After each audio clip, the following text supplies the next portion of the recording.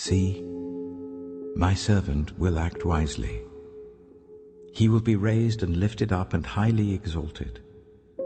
Just as there were many who were appalled at him, his appearance was so disfigured beyond that of any human being, and his form marred beyond a human likeness. So he will sprinkle many nations, and kings will shut their mouths because of him. For what they were not told, they will see, and what they have not heard, they will understand.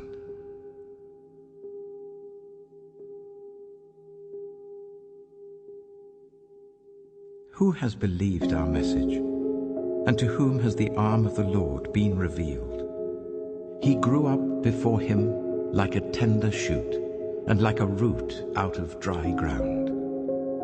He had no beauty or majesty to attract us to him, nothing in his appearance that we should desire him. He was despised and rejected by mankind, a man of suffering and familiar with pain. Like one from whom people hide their faces, he was despised, and we held him in low esteem. Surely he took up our pain and bore our suffering.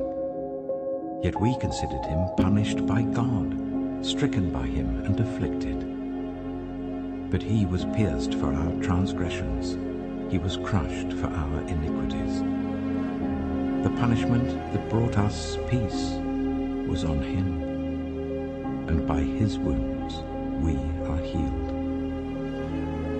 We all, like sheep, have gone astray. Each of us has turned to our own way, and the Lord has laid on him the iniquity of us all. He was oppressed and afflicted, yet he did not open his mouth. He was led like a lamb to the slaughter, and as a sheep before its shearers is silent, so he did not open his mouth. By oppression and judgment he was taken away. Yet who of his generation protested? For he was cut off from the land of the living. For the transgression of my people he was punished. He was assigned a grave with the wicked and with the rich in his death, though he had done no violence, nor was any deceit in his mouth. Yet it was the Lord's will to crush him and cause him to suffer. And though the Lord makes his life an offering for sin, he will see his offspring and prolong his days, and the will of the Lord will prosper in his hand. After he has suffered, he will see the light of life and be satisfied. By his knowledge my righteous servant will justify many, and he will bear their iniquities.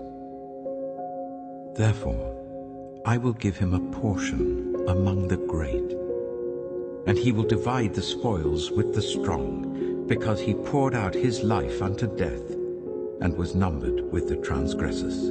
For he bore the sin of many, and made intercession for the transgressors.